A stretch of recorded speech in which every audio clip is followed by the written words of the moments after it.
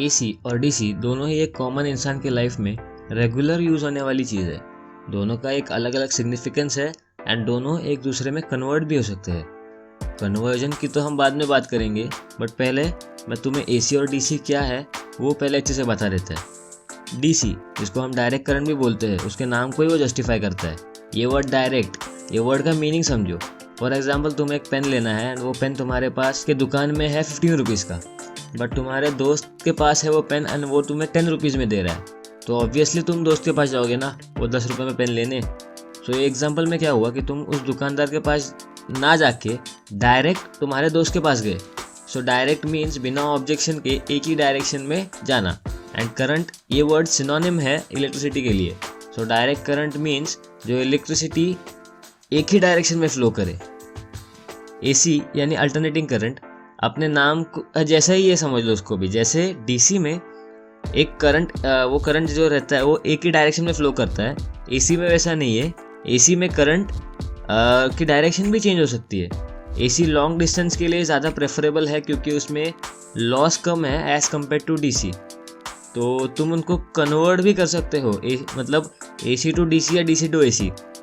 AC to DC conversion बहुत simple है क्योंकि उधर एक रेक्टिफायर सर्किट इजीली एसी को डीसी में कन्वर्ट करता है। बट डीसी टू एसी थोड़ा अलग है। एसी टू डीसी में अप्लायंस के हिसाब से वोल्टेज स्टेप डाउन करके यूज़ होती है, बट डीसी टू एसी में वोल्टेज मोस्टली इन्वर्टर के थ्रू स्टेप अप होती है, जिससे कि बैटरी जल्दी ख़त्म होती है। अभी इन्वर्टर का इनपुट वोल्टेज फिक्स रहता है, जैसे कि 12 वोल्ट, 24 वोल्ट, 36 वोल्ट, वो 12 के मल्टीपल्स में रहता है। बट आउटपुट में तुम्हें 220 वोल्ट 240 वोल्ट एसी ही मिलेगा क्योंकि वो एक स्टैंडर्ड वोल्टेज है सारे अप्लायंस के लिए। एसी टू डीसी का एक एग्जांपल दूँ तो तुम्हारा फ़ोन चार्जर, वो इनपुट लेता है 220 to 240 volt AC and output देता है 5 वोल्ट डीसी। उसमें एक छोटा सा सर्किट रहता है जो एसी को डीसी में कन्वर्ट करता है, बट वैसा इन्वर्टर में नहीं है। इन्वर्टर में बड़े बड़े सर्किट्स रहते हैं। समझो अब तुम्हारे पास एक 12 वोल्ट 100 एच की बैटरी है और तुम्हें उधर इन्वर्टर लगाना है एंड तुम्हें उसका इन्वर्टर का आउटपुट 240 वोल्ट्स 1 एम्पियर एसी चाहिए। तो 240 वोल्ट्स इंटू 1 एम्पियर मतलब 240 वॉट्स। अब तुम्हारी बैटरी को उतना पावर प्रोवाइड करने के लिए इन्वर्टर तुम्हारी बैटरी से 12 वोल्ट लेगा और 20 एम्प्स लेगा, मतलब 12 into 20 is equal to 240 watts. तो मतलब अगर तुम्हारी 240 वोल्ट्स 1 एम्पियर तुम्हें कंटिन्यूस चाहिए तो तुम्हारी बैटरी से तुम्हारी 100 एच की बैटरी सिर्फ 5 घंटे में ख़त्म हो जाएगी।